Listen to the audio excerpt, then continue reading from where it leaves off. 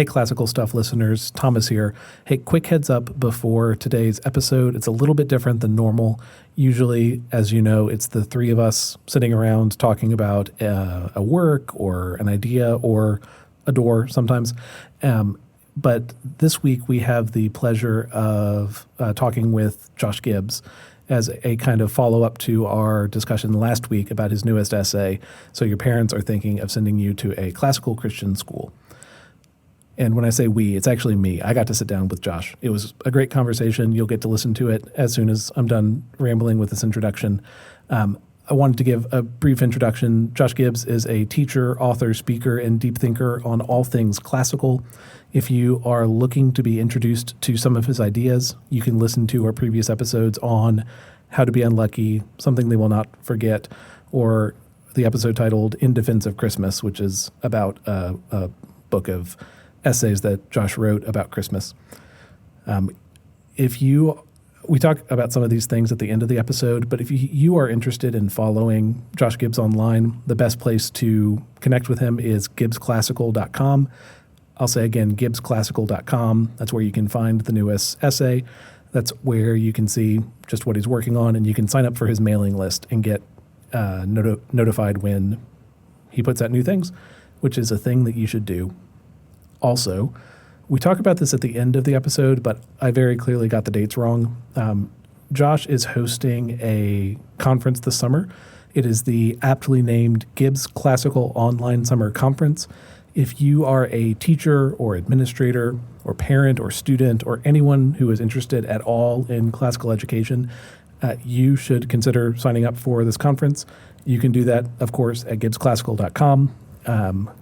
The reason I'm telling you this particularly right now is that the early bird pricing ends on March 31st, which is this Thursday, if you're listening to this on the Tuesday when it comes out.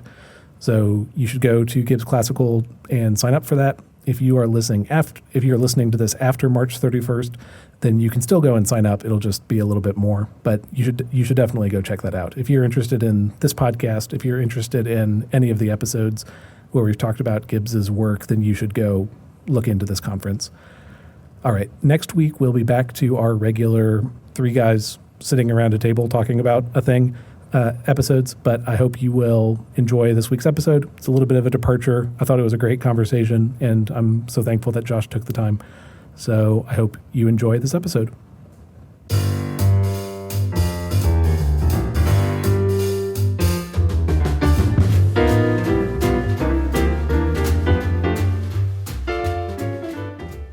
Hello, and welcome to Classical Stuff You Should Know. Now, longtime listeners will know that I'm normally joined by Mr. A.J. Hannenberg and Mr. Graham Donaldson, but today we have a special guest. So we recently covered a new essay from writer Josh Gibbs, and Josh Gibbs has graciously agreed to come on the podcast to talk a little bit about his background and that pamphlet from a few weeks ago. So hello, Mr. Josh Gibbs. Welcome to Classical Stuff. Thank you so much for having me. Yeah, it's a pleasure to have you here. So we have covered a number of your works on the podcast before. We've talked about How to Be Unlucky. And again, So Your Parents Want to Send You to a Classical Christian School, which we'll talk about later. But something we haven't really covered on the podcast is your how you got to classical education. You talk about it in How to Be Unlucky, but I was hoping, can you walk us from kind of the late 90s? You have described yourself as something of a slacker in high school to coming to work in classical education. Yeah, that's right. So in the mid-90s, my parents moved to Moscow, Idaho, where I attended Logos school. And that was after a couple of years of homeschooling, and it wasn't working out great. And Doug Wilson came to a nearby Presbyterian church where we lived in Virginia and gave a talk on classical education. My parents were intrigued. We went and took a look at Moscow and decided that this was a thing we were going to pursue. And so I think it was 1995 that I started attending Logos, and that was my freshman year. And I was always very good about attending school, not very good to attending to my teachers. I loved going to school. I loved spending time with my friends. The primary value of school was inside jokes with friends, gossip with friends, flirting with girls. That was primarily what school was good for. Yes. And so my freshman year, I had perfect attendance at school. I didn't want to miss a day. If I missed a day, something very important might happen to my friends. Nothing's going to happen during a lecture that can't be made up for. But and so I was more or less like this all throughout high school. I did have one great love in high school, one great academic love, I should say, and that was mock trial. I did mock trial in high school. I loved it. And I gained a lot from it. I think a lot of the best things I got out of high school, I got out of mock trial. And that's nothing against my teachers. It's less to do with what I was offered, more to do with what I received. But I received a lot of mock trial. And then I dropped out of college a handful of times. It took me 10 years to graduate with a bachelor's degree from the University of Idaho. It probably should have taken me about 9 months to graduate from that college. It took 10 years, and I was already in my first teaching job. I married in 2006, and I don't think I really started getting my life together until about maybe a year before I got married. Got it. And I married this very bookish girl that I fell in love with in high school, but she shut me down. And after I married, I became more intrigued by a quiet life, by a stay-at-home sort of life. And that was sort of the beginning of my interest in academic and intellectual things. Yeah, eventually we'll get into more definitions around classical education, but for your personal growth, how much of you ending up in the classical world has to do with education, and how much of it is marriage and children and more personal things? Well, I think that my teachers were always very patient people, and I had very good teachers in high school, many of whom were willing to play the long game. And playing the long game means being willing to throw your pearls before swine and hope that the swine turn into people and pick up the pearls like 10 years later. So that was often the way I think my teachers thought of me, which isn't entirely fair. This is swine. And I think I went back and picked up a few pearls year by year by year. And I realized, later on that a lot of what I'd been taught in high school was extremely valuable. And there were, a number of teachings from logic teachers and history teachers and theology teachers that stood out to me and began meaning more to me in memory as the years passed. So I don't want to say it's entirely classical or it's entire, the reason why I'm in classical education isn't entirely because I'm married, although I think that marriage was the catalyst for beginning to care about what I had heard back in high school. No, that makes a lot of sense. And that's, I think you're giving lots of hope both to parents who might have students that are quite not on that academic track, but then also I think of the students that come back 5 years later, you think they're not interested in anything you say, and you just never know the second time they pick up a book that you taught or the second time they've thought of some quote you said, and that's what turned something around for them. There's just no way to know until 5 years later, right? Absolutely true. Absolutely. So I've always wondered this, and in old versions of your bio, you would list that both of your children have 7 names. What are the rest of us what are the rest of us missing out on by not giving our children 7 names? Well, I forget if I've ever explained why I gave my kids 7 names, or my wife and I gave our kids 7 names. But yes, of course. So back when I was in high school, my father had this. Maybe you've seen this before. If you shopped at a Christian gift store in the 1980s or 1990s, you're probably familiar with a number of sort of standard issue evangelical posters that you might put on the wall of a study. And my father had this poster that was all of the names and euphemisms for God in the Bible, and it's still sold to this day. And so this is like a long list, like Prince of Peace, Lamb, Rock, like every single thing, every name, and metaphorical description of God. And I passed this poster every day, coming in and out of my room, because I had to pass through a study to get to my room. And I was always sort of taken back by the fact that God had all of these names. And I think I came to believe that some of the richness of the experience of God had to do with the fact that he gave us all these different ways of thinking about him. That he was both a prince and a king. That he was this very strong thing, this lion, but he was also this, presented himself as a lamb. And so when it came time to name my kids, I thought my children will have a richer personality if I give them all of these different names to inhabit. And so the names weren't a random assemblage. There is this sort of musical way of reciting all of the names of the syllables shake out, like a bit like syllables and lines of poetry. But my wife and I spent 9 months putting these names together meticulously and sort of including all these things in the names, almost like the names are sort of like keepsake, sort of like time capsules or like boxes of favorite things. Like all my favorite stuff is in my kids' names. Wow. So then is that something that will then come up? So when I think of the few times I've used my two children's full name is like if they're in trouble, but Right. This sounds like something else of more like a reminder of, again, I don't know I imagine like the virtues would be included among those 7 names or something like that. Like, is it more a reminder of who they could be? Or I guess, how are those 7 names used then? Yeah, I would say that it's sort of that, that the names both are real and are potential realities to inhabit. So my older child is Camilla Calliope, Eva Marie Frances Jerusalem Jubilee Gibbs. And my younger is Beatrice Babette Cassia Celeste Theodora Magnolia Gibbs. And all of those names are important to my wife and I in one. Yeah. Some of them are family names, some of them are theological concepts I think are very important.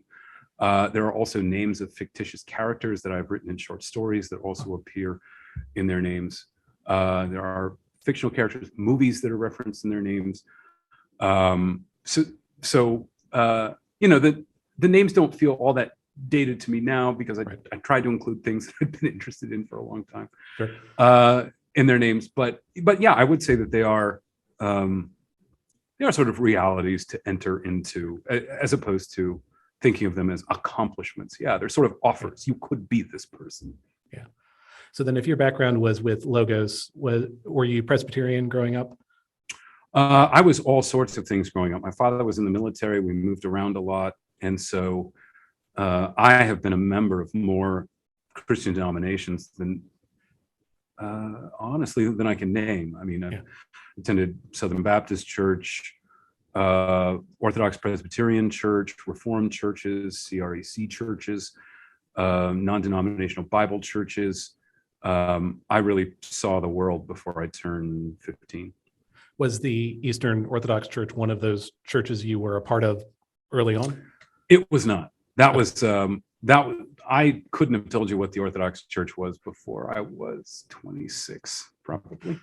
Is that when you converted to the Eastern Orthodox Church? I think I was 29. Okay. I think it was about 3 years later. Can you talk through that? I'm curious just of what brought you to that. How much of that is kind of starting with an interest in ancient things and then finding a denomination that lines up with that, or if there's more to it? It wasn't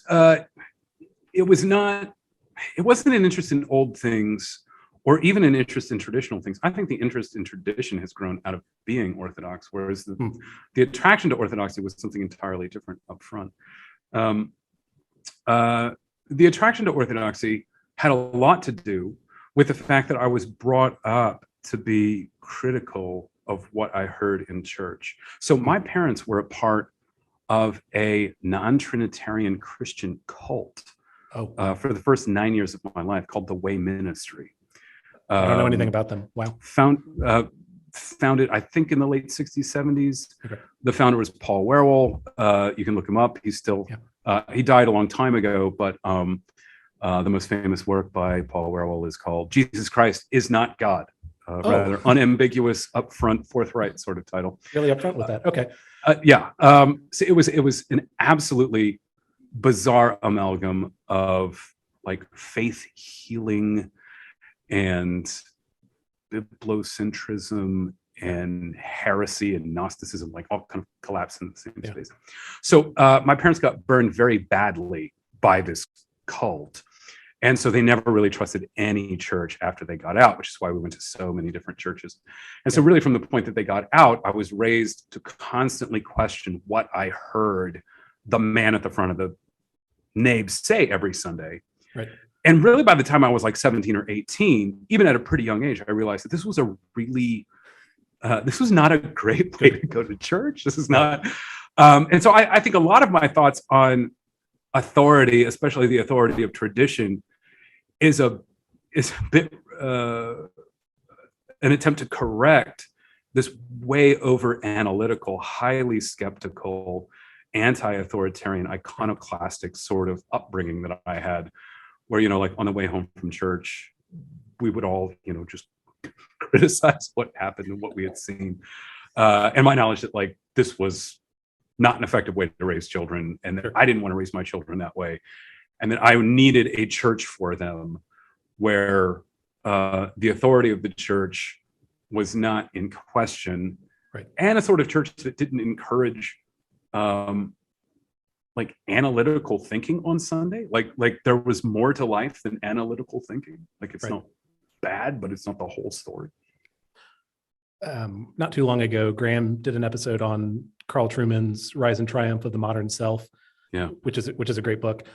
But the place, my question at the end was, if we're not centering this decision making in individuals, I don't know what other thing can make those decisions. So take your example of, criticizing the pastor or priest up front every Sunday is a bad way to live. But it's also bad to imagine if the next church you walked into was the same one you were in for the first 9 years. You shouldn't uncritically accept that. Sure. Do you have some thought on how is it that you found the Orthodox Church and that is a good thing to submit to, therefore you can trust them? Or is there some other way of making that decision of what is worth trusting?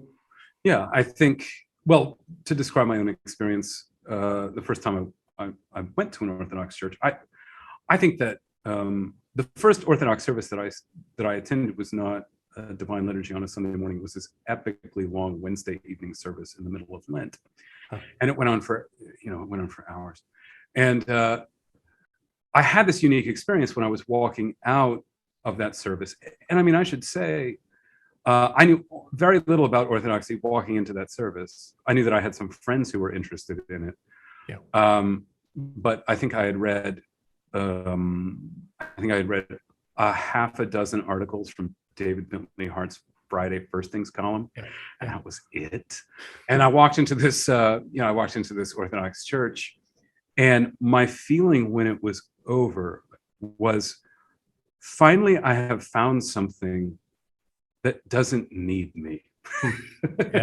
And I spoke with a friend about what I had seen, but all of my criticisms felt sort of senseless, like a bit like criticizing the sun.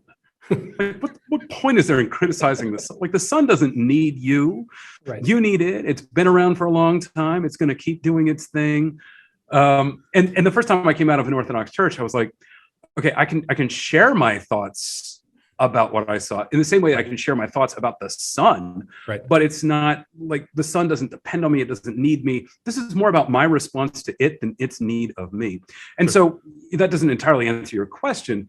But I think it's important to ask yourself, what exactly is an institution asking of me, and what exactly are they promising in return?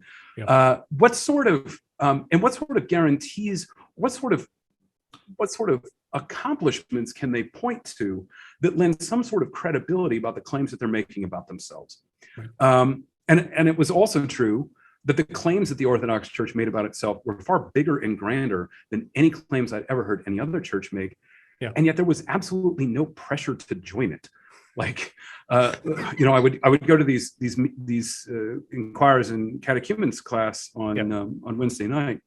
And like, there was no high pressure sales. It wasn't like, you've got to do this. You've got to do this soon. You've got to do it now. Instead, the approach was, you need to be fully convinced in your own mind, or as fully convinced as you're going to get, that you want to make a commitment to this. And remember that if you walk away before you make a commitment, that's fine. That's fine. Like, if you don't make a commitment to us, your life might be a whole lot easier. And it's a little bit like what the angel tells Dante when he's approaching the gates of purgatory. What do you want? Beware, you may regret coming here. Which is not the high pressure, the high pressure sale. And I was moved and I found it very persuasive that the church was more or less indifferent to me, and at the same time cared about me. It was this weird paradox. Like, they cared about me, but they weren't dying to have me there. It might have been because they didn't need you there that they could care about you. Agreed. Because they can only Yes. care about you coming for the right reasons if you don't have to join, right? Sure. I think I'm not Catholic, but I think of my image of like a Catholic mass every morning where you have the 3 people who show up. That mass is going to be there every day, no matter what, no matter how many people show up to it. And it's not a numbers game primarily. Yeah. So this, thank you for that. Let's really what I'm hoping for is for you to answer a bunch of disagreements we've had for going on like 200 episodes or so. So this next section, I'm looking for a definition around classical education. In your newest pamphlet, it fits perfectly for when a parent is totally bought into classical education, but their child is not sure about it. So I just wanted to do some of the work to get there of defining what is classical education. So I'll push and ask questions as we go, but let's just at a high level, what is classical education? I'm going to go with my favorite elevator pitch, which is there is an illiteracy of the soul which no diploma can cure. Classical education is just the education that emerges around this belief. That's Nicholas Gomez Davila. A classical education is about learning to love what deserves to be loved. Yeah. It's about learning to take pleasure in transcendent and eternal things. It's about learning to despair of merely eminent things. A classical education is a classical education is a way of repenting for a very long time and very slowly with other people and books. The work of, and this is not original, this is just borrowing from Andrew Kern here. Classical education is remedial. It's remedial for the soul. It's about learning to repent in a systematic sort of way of your ignorance, much of which is learned, some of which is inherited. A classical education is about the good life. It's about a life that is sustainably good and not merely pleasant for the short run. Classical education is about the reconciliation of the human and the divine. It plays a small, I would say, non-sacramental role in the apotheosis of the human person. It's about divinization. It's not accomplishing what the Lord's Supper is doing, but it's not working against it either. I think that I think in the restoration of Christian culture, John Senior says that Christian culture is just the mass and everything that grows up around the mass. And I would say that I would agree that Christian culture is the mass, and classical education is the education that grows up, that naturally grows up around a Eucharistic community. So I think when most people hear about classical education, they're thinking of the building that they would send their child to. So there's an age for it and there's a location for it. The way you're talking about it is bigger than that. Is that correct? Am I hearing that correctly? Yes.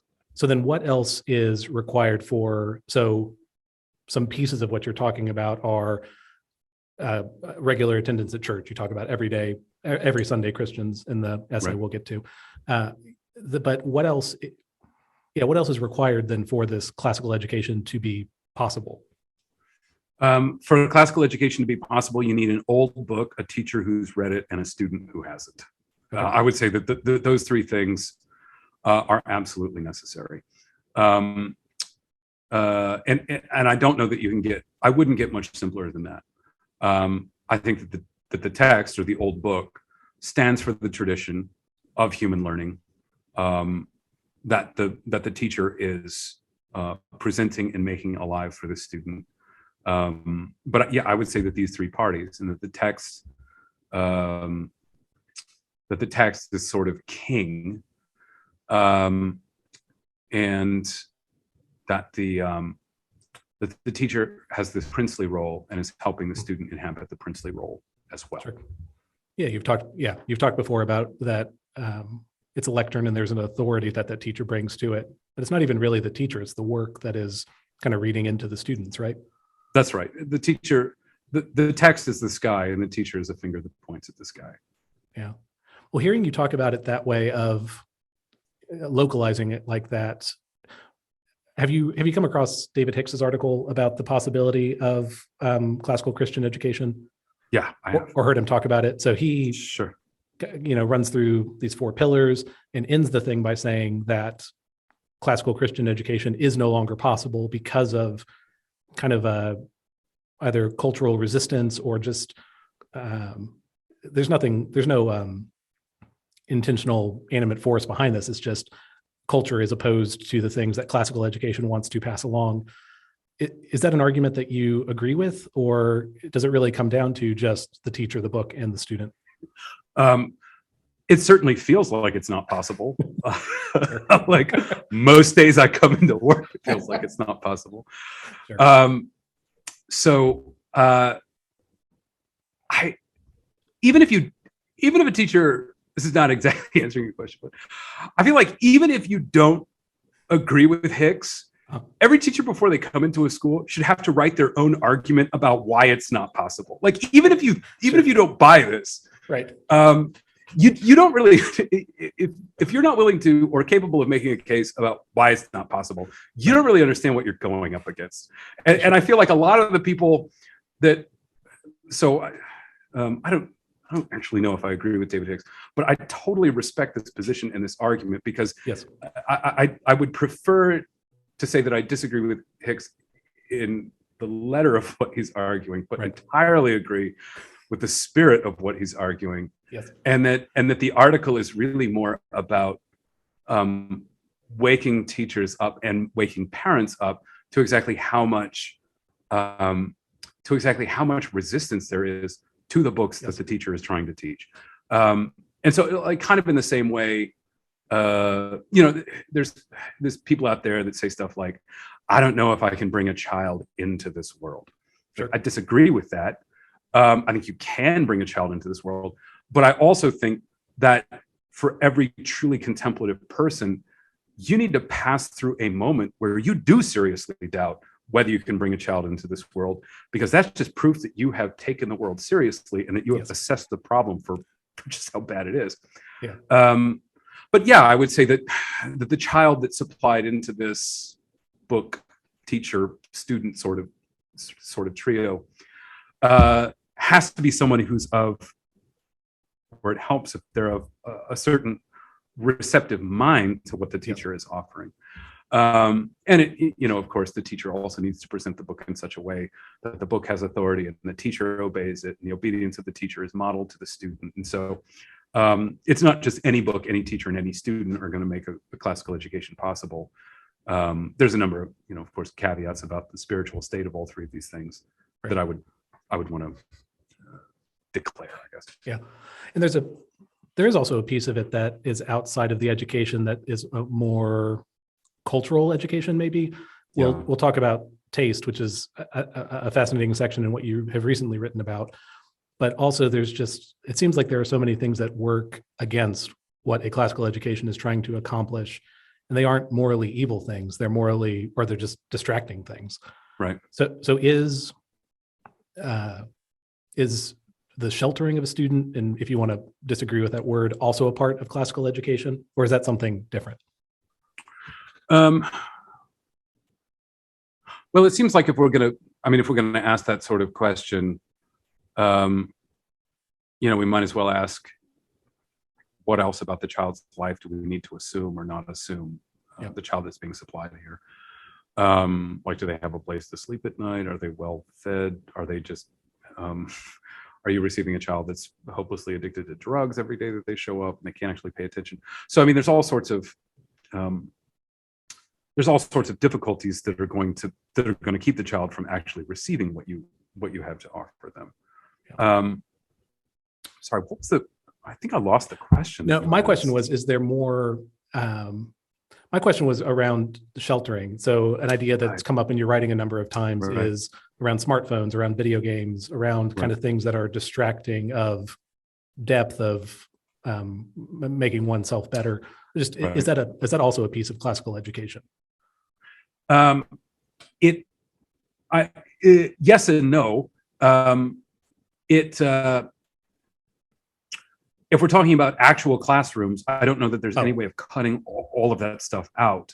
Right. But at the same time, I do want to say, sort of in reference to what I put forward earlier, which is that human beings have long memories, and it's possible to communicate to some, TikTok star or video game junkie some fundamental truth that they're entirely resistant to, and yet it sinks down deep into their memory and lays dormant like a cicada for 17 years, and then comes to life a long time later and starts making all this noise and all this activity in their heart. So I think because we can't write any student off forever, and human beings are capable of surprise and sudden change and all the rest, I think it's still worth it to try to educate everyone in the classroom and hope that something sticks, even in the minds of students that are entirely hostile and entirely resistant, and hope that this might seem like a tried invocation of scripture, but that God will give the increase, that you plant the seed and it sits there for a long time, and that God works with your faithful teaching in mysterious ways many years later, in ways that you couldn't have possibly predicted. So let's follow that idea through then to your newest essay. And I'm going to get the title correct this time. So your parents are thinking of sending you to a classical Christian school. I think I got it. Yeah. Okay. My favorite thing is that when you email the pamphlet, you just call it "So Your Parents" in the title. And I assume that's for limits to the subject line, which I just thought that was very funny. But so, we spend the time going through the essay, we get to the end of it. Graham's first question at the end: is this essay primarily about providing a filtering function for the classical school? So I said yes at the end. I'm curious, would you agree that that's a primary function of the essay? Yeah, this is a gatekeeping tool, left, right, front, back, and center. So then let's go with taking that first point of, I think any student would benefit from a classical education, be that by your definition, homeschool counts under that. Anything that involves private school would count for that. But if anyone would benefit from exposure to that classical education, do you have any worries about providing a filtering function where some people are going to say, I don't agree with this, therefore I won't go, therefore they'll miss out? No, the fact that everyone will gain from it doesn't mean that everyone will gain from it equally. And I think that Christ's own ministry provides numerous examples of his unwillingness to deal with skeptics and cynics who were not approaching him with purity and simplicity of heart. Christ was not one who was willing to tailor his message to an easily digestible form for absolutely everyone who came to him. In fact, he even conveys his message in ways that he knows will defy the expectations and frustrate certain of his crowds. But if you were to ask, are the Pharisees better off hearing the words of Christ? They'd be like, yeah, no telling what the words of Christ will do to them or for them in the long run. And before the New Testament is over, you've got a former Pharisee becoming one of the greatest apostles. So it's possible for the words of Christ to have this sort of long-term effect. And so I think that it might be the case that everybody who shows up at a classical school would be better off getting a classical education than going to a public school. That fact alone doesn't mean that you need to let everyone in, because you also have to worry about what you can offer all of the faithful apostles and disciples that you have in class. And it's often the case that students that are hostile to a classical education end up having far more influence over student culture than obedient students do. I would say that for the average classical Christian school, the 3%, the most worldly 3% of the student body has about 70% of the influence over the student body.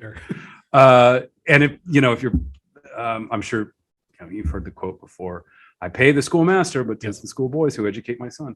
And so for that reason, I think you've got to be as careful about who you let into the school to be a student as you do about who's the teacher. Yeah. And if you wouldn't just let any old body teach the Enlightenment, you can't just right. You can't just let any old body sit in the student's desk, because they're going to end up doing some teaching too. Yeah. We got a great email from a listener who works at a smaller classical school in a more rural setting. And their comment was, there are certain cities or towns where you just don't have enough people. And so for there to be a classical school there requires some lowering of whatever that threshold is. I wonder if you have thoughts on that. Do you accept the premise of that idea? Or would you say you're primarily writing to a larger school that has a wait list or kind of needs a filtering? I wouldn't say that I'm merely writing to large schools. I would say a sort of uncomfortable truth on this question of small schools and standards, as a quotation that I picked up from Andrew Kern about 9 years ago, which is, a classical school has to be willing to die.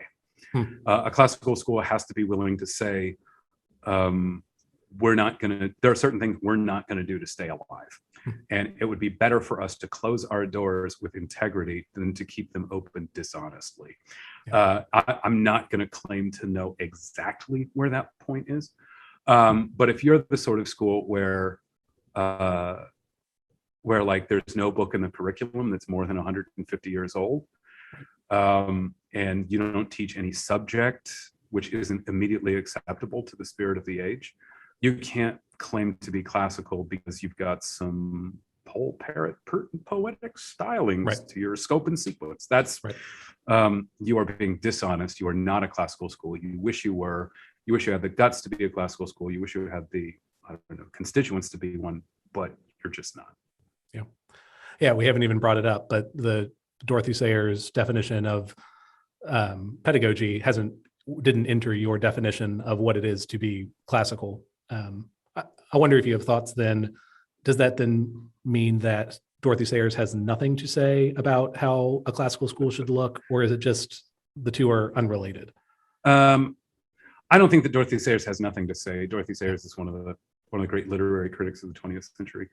And she understood the medieval mindset better than almost anyone else in the 20th century. Maybe, I don't know, Lewis and Peter Brown excepted. But I think I don't know that this is all that controversial anymore. I think that Dorothy Sayers has been dramatically overplayed in classical circles. Yes, sure. And that Dorothy Sayers had about $3 worth of knowledge to contribute to the classical conversation, and people like to pretend that she's this, this Powerball ticket. Yes. This winning Powerball ticket of an intellect. Yeah. I think that Dorothy Sayers got a few things completely wrong.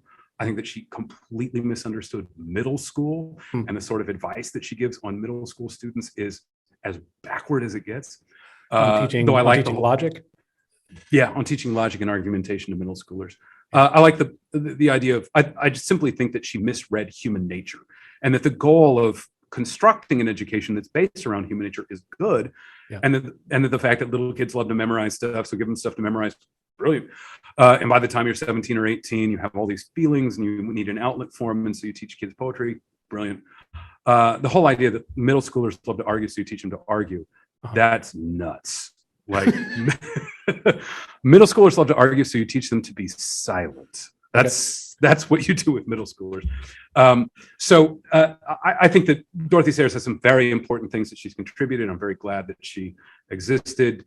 I'm very glad that she wrote about classical education. I'm glad that Doug Wilson read Dorothy Sayers. I'm glad that Doug Wilson wrote his book. But at the same time, there's a whole lot more out there on classical education that anyone reading Dorothy Sayers needs to also read. Do you have any, what would you point to as something that people should look at either instead of or in addition to Lost Tools of Learning? Well, it depends on, great question. But I think it entirely depends on whether you want to think of this in terms of primary sources or secondary sources. Yes. So primary source should be the right answer, right? Go read the classics. Well, yeah, but I think that there are certain books that you read on the subject of education that are very helpful on education, but you may not think of them. You may not think of those books as theories on education. So I think Divine Comedy is a theory of education. I think there's a lot to learn about education from the Divine Comedy. I think you could probably write a great book on, well, not a great. You could write a great work commentary on running a classical school. It's nothing but meditations on how education works in the Divine Comedy. Sure. I think that sort of discursive style is well suited. That if you're going to teach in a discursive style and you need an education on that, you can read the Constellation of Philosophy, you can read Plato's Dialogues and all that. If we're talking about secondary sources on classical education, oh man. Obviously, the answer is How to Be Unlucky. How to Be Unlucky. That's the right answer. I'm going to go with Liberal Arts Tradition by Clark and Jane. Sure. But I'm going to acknowledge that that's a highly academic book that you can't give to a parent. Right. I don't even know that that's a book that you can give to somebody in their late teens or early 20s. Liberal Arts Tradition by Clark and Jane is a brilliant book, but that's inside baseball right there. Like that's for people that already drank the Kool-Aid and they're like 10 years into their career. It's not an introduction.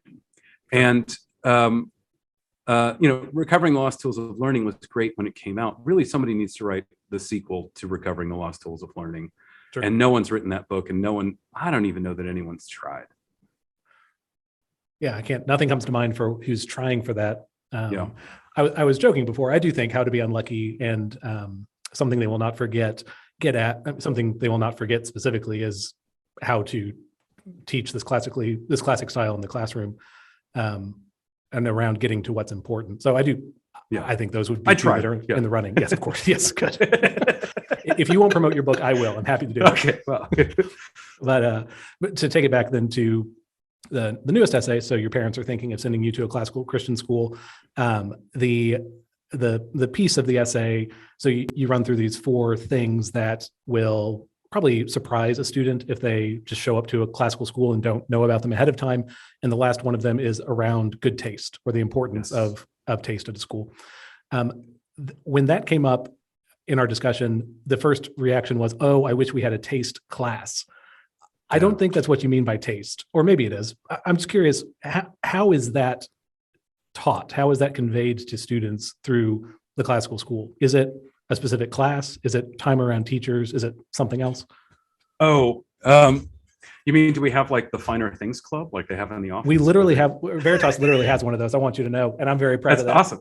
It's okay. So the answer to the question is like, yes, all of these things. Okay, so great. I taught for a number of years an aesthetics class that ended up turning into a cooking class. And we read, we read portions of Very Short Introduction to Beauty by Roger Scruton, Supper of the Lamb, What is Art by Leo Tolstoy.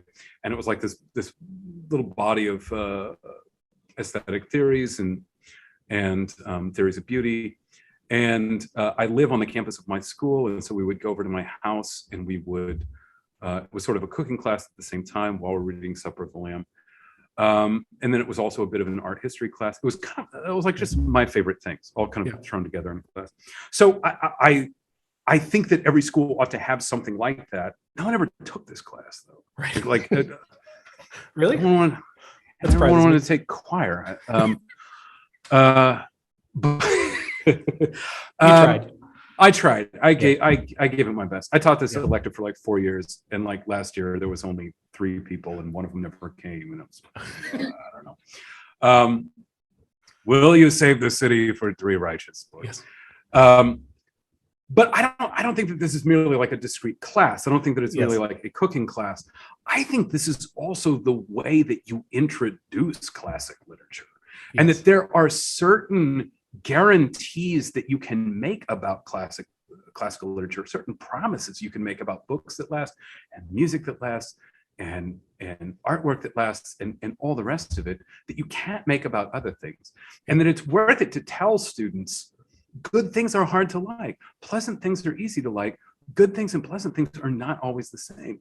And I appreciate the conversation that you had towards the end of last episode But it was acknowledged that there is sort of this fast food reality to absolutely everything. There's fast food movies and fast food poetry and fast food ideas and fast food theology and fast food worship and fast food everything. Right. And this is this sort of cheap, easy, greasy, sold in the middle of the night out the drive-through window sort of reality that most students grow up in, where absolutely nothing that they see or hear or read is worth going back to. And that's the really awful thing about like scrolling media, is that you're literally throwing your life into a black pit that you never need to revisit. Like, it's not like, I don't know, finishing my 19th reading of the Divine Comedy. Still good 19 reads later. Good. Whereas, like there's plenty of contemporary novels that I enjoy reading once or twice, but I'm not going to read My Year of Rest and Relaxation 19 times. Like once or twice was good enough. And that's a decent novel, let alone all of the sort of mediocre paperback novels where you never need to go back to them a second time. Like, you wrung that stone dry the first time you read it, the first time you watched it. But explaining this to students, and like, I think there's a temptation for a lot of teachers to oversell what you're doing. Like, oh, the Divine Comedy, it's so great, it's so wonderful, you'll absolutely love it, it's thrilling, all of these terrible things happen in hell, it's so gross, you're gonna love it. Like, no, not really. I mean, it's a difficult book, it's slow. And if you're reading Dorothy Sayers' translation, it sounds all wacky. There's all sorts of references to. Doesn't hers rhyme? Isn't that the charm of hers? That's the charm in quotation marks. There's a lot of to read John Senior talk about Dorothy Sayers' translation. Have you read The Restoration of Christian Culture by I have not, no. John Senior? Oh man, does he have a section in there on Sayers? Oh, it's a savage critique of the translation of Divine Comedy. Okay. But comedy is different. Like, you could read Mark Meese's translation; it's still very difficult. And so, like, telling students like this is like Transformers but better. Like, I feel like there's a lot of people that try to sell the Divine Comedy or Paradise Lost along those grounds. Like, you thought Friday the 13th was exciting. Wait till you get to the Inferno. Like, no. Yeah. It's a different sort of thing. But I think that you've got to explain this to students. Like, I know that this is a big buzzword and I feel bad for using it, but I think that teachers need to be a lot more transparent with their students about what exactly to expect of the literature. And I don't like teachers who hide methods that they're applying to their students and have these secret ways of selling things to students that students never pick up on. I try to make absolutely everything clear to my students, everything plain. Like, when I whine about my students' parents in front of them. Like, your parents keep doing this and it bugs me. Don't have your parents do this. Don't have them email me. I don't want to hear about your workload. I don't want to hear about this. I don't want to hear, and I don't hide anything from them. Sure. Because I don't hide anything from them, but I try to be as open with them as I can. And I try to be open with them about how difficult the books are that they're going to read as well. But then does that mean that you're opening, do you read the entire comedy? Do you read all three parts? We move through all of it, canto by canto. There are a few cantos where we only read the summaries up front, and we don't read, we read the abstract, but not the actual text itself.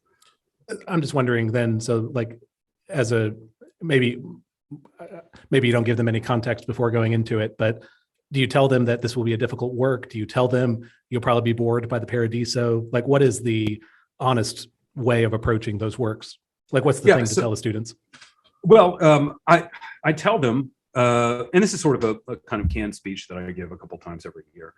I tell them, your mind is going to wander while we read this. And that's, there's nothing, that's not a sin. It's not unbelievable that it would happen. It's not a sign that there's something wrong.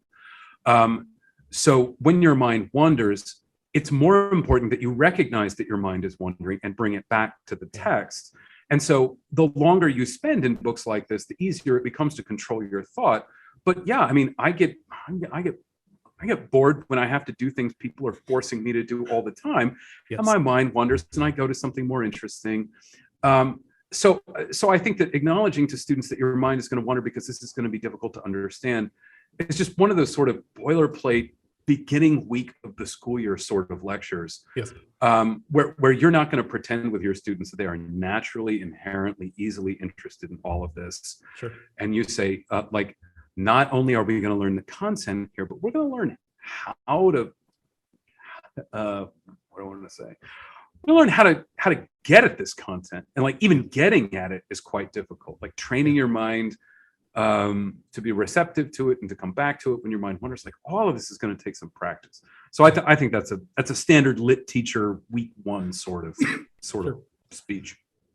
You've talked before about how students can understand the consolation of philosophy, at least the earlier parts, before it gets weird and metaphysical at the end. Right. Do they have that experience with the Purgatorio also, of being able to understand what Dante's doing? No, my students don't.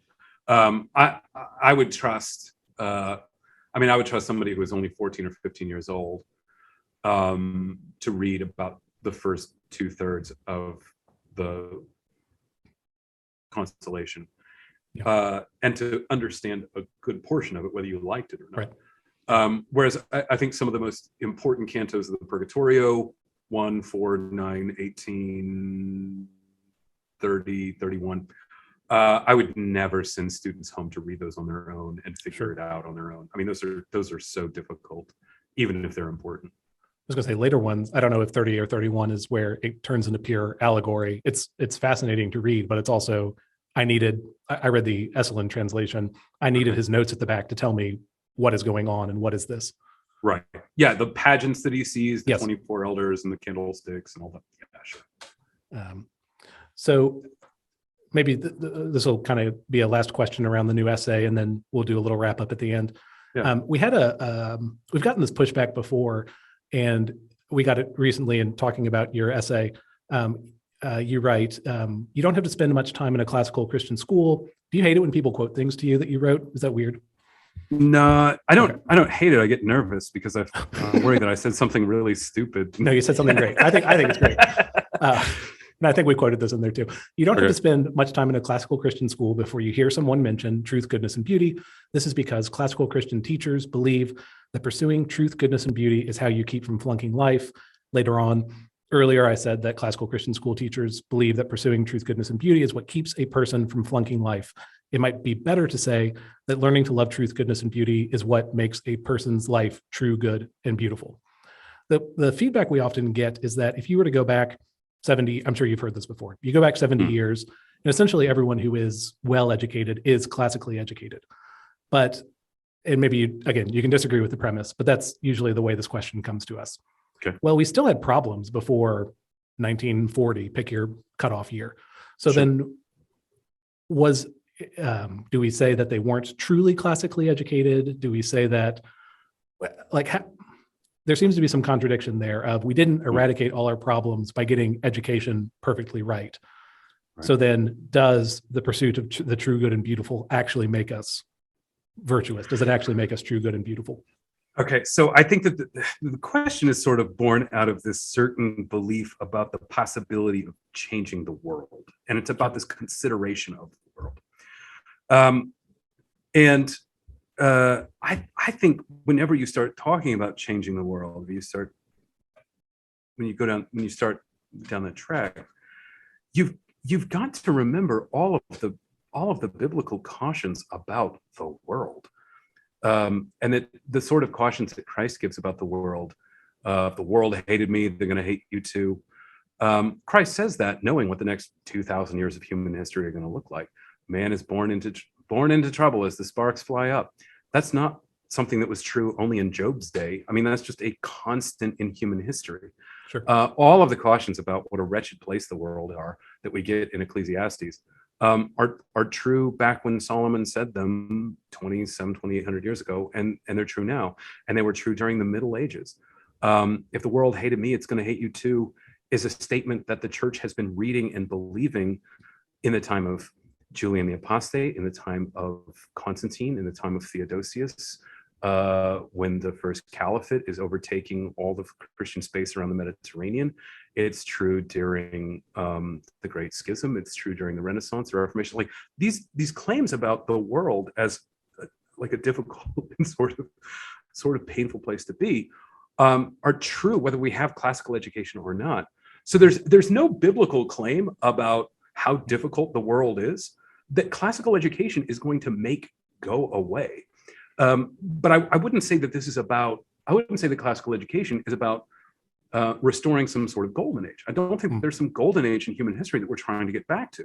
So there's plenty of conservatives and Republicans who live in some sort of fantasy world where it's like everything was great in the 1950s. No, Right. it's crazy.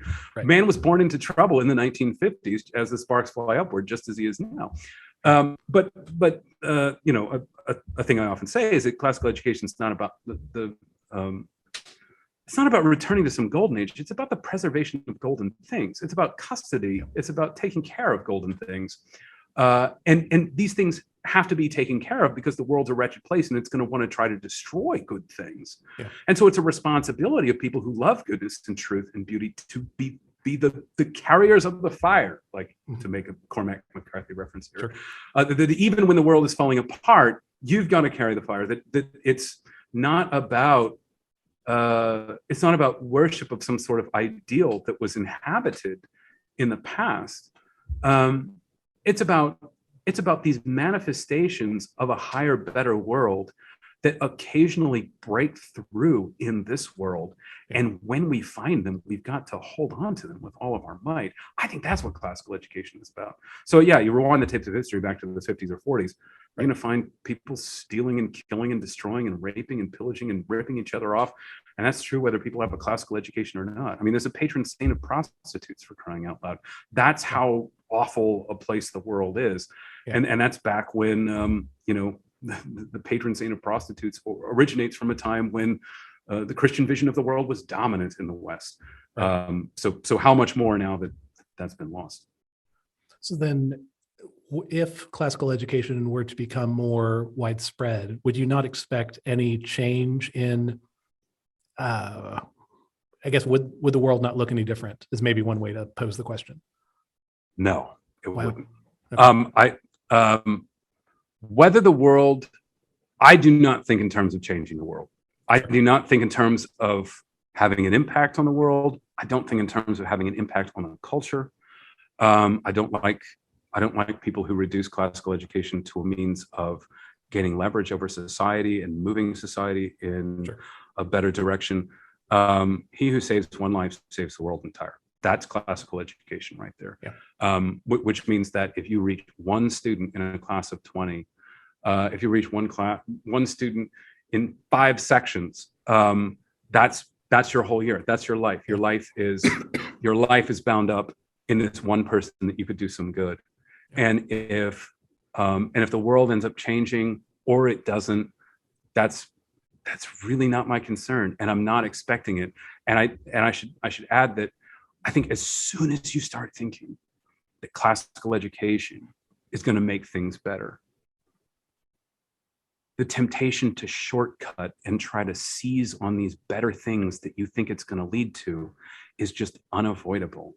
And that's what turns classical education into a movement that's primarily about dollars and cents and figures and rising and falling enrollment numbers. And that's just the way the world thinks. Sure. It makes me think of Joseph Pieper when he's writing about leisure and says that leisure can't be for any other thing, because if it's for something else, then you'll twist and turn it to get at what you actually want. So if what you want is to change the world, classical education becomes a tool. That's right. And you'll cut out the hard parts. I mean, that's what you're saying. Yeah. But you would say that the individual student's life should be different 10 years out for having gone to the classical school, correct? If the student receives what has been offered. That's what I mean. Yeah. Yes, I do. And that would look like a husband loving his wife, raising happy children. Yeah. Maybe not wealthy, but perhaps enjoying their work. So there are things that would be different, but they're smaller scale, I guess. Is that the way to put it? Yeah. When I say that I don't think classical education is going to change the world, I don't mean it's not going to do anybody any good.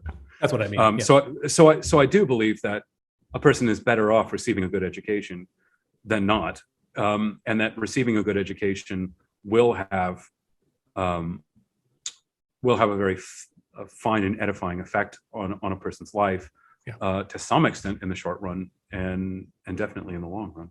Perfect. All right, let me move toward wrapping up. There's so much of your work that we haven't had a chance to cover, so I just wanted to give you a chance to talk about a few things. First off, gibbsclassical.com, is that the best place for people to go to get updates on everything that you're working on? It is. GibbsClassical.com has a mailing list, and I send out information on new work, new classes and videos and webinars that I do there. Yeah, that's the best hub for reaching me and finding out what I'm doing. Yeah. And depending on when this comes out, it'll either be a week or 2 weeks away from the end of early bird pricing for the Gibbs Classical Online Summer Conference. You want to talk a little bit about what people can expect, who the conference is for? Yeah, so the Gibbs Classical Online Summer Conference is July 8th and 9th. It's on Zoom. There are, you can register on gibbsclassical.com. It's 8 lectures and 2 Q&A sessions over the course of 2 days on a variety of subjects, many of which are geared towards high school teachers, some of which are geared towards parents and administrators too. So there's a bit of I'm trying to cast a bit of a broad net. Even the lectures that are really meant more for teachers, I think administrators would benefit from hearing. And it's on a range of what I think of as practical subjects. So the video that I have posted on my website, I say that I've been to a lot of conferences in my life, and I've heard a lot of inspiring lectures at conferences that I can't remember 2 weeks later. Yes. And this is not that sort of conference. So my goal is to make this conference like immensely useful. I want to give the sort of lectures where like 2 months later, you still remember a good portion of what was said. Yes. You're given some practical things to do, some tools by which you can govern your classroom and bless your students, and bless your employees if you're an administrator. Not just a sort of generic, like, our work is very hard, but we must press on, my brothers, which is like a lot of what a lot of the talks are. Yes. A lot of conferences turn into this. Teachers of the world, rise up. Unite, yeah. That's right. So I wanted it to be very practical. And I also wanted to be useful in the long run. So all of the lectures that I'm giving are going to be written out word for word. And if you sign up for the conference, I'm going to give you this huge PDF of like 50,000 words of all the lectures that are included in the conference. Like, you will have not only the ability to download all of the videos of the sessions, but you will have word for word transcripts of absolutely everything. And then discussion guides for each of the lectures for implementing these ideas at your school. Sure. That's perfect. And I want to say, I think there are discounts based on the number of tickets that you buy also. So if you're looking to send lots, right. So if you want to send That's lots, everyone should want to send lots of people is what I'm trying to say. So you can find that at gibbsclassical.com as well. We have barely, I think we might have mentioned it once. We've barely mentioned your podcast Proverbial, which is excellent. Josh Gibbs also has a regular column on the Cersei Institute called The Cedar Room, which I found out is a song. It's from, is it the Doves? Is that the? It's by Doves, yeah. Doves, yeah. Off of Lost Souls. I just found that out yesterday. It's a great song. My first time listening to it was also yesterday, for the record. Oh, cool. And also, we've barely referenced that Josh Gibbs has an upcoming book called Love What Lasts. Do we know at this point when it's coming out? No, we're just waiting on the fellow who agreed to write the foreword forward on it. I heard you reference that recently. Does that mean it's like a big deal person writing the introduction, or writing the preface rather? I think he's a big deal. Good. Okay, great. Yeah. I'm looking forward to it. And obviously, he's a hero of mine. So good. Wow. See, things like that get me excited. So I'm looking forward to it. And of course, we'll look forward to covering that on the podcast as well. But anyway, there are lots of other things we could have talked about with Josh Gibbs. You should go to Gibbs Classical to sign up for his updates there and to see all the other things that he's involved with. But we would be here for many, many days if we went through that. So I'll go ahead and wrap it up there. Josh Gibbs, thank you for coming on the podcast. And just want to say thank you so much for all the work that you do. Absolutely. Thanks, Thomas. Thanks for having me. Absolutely.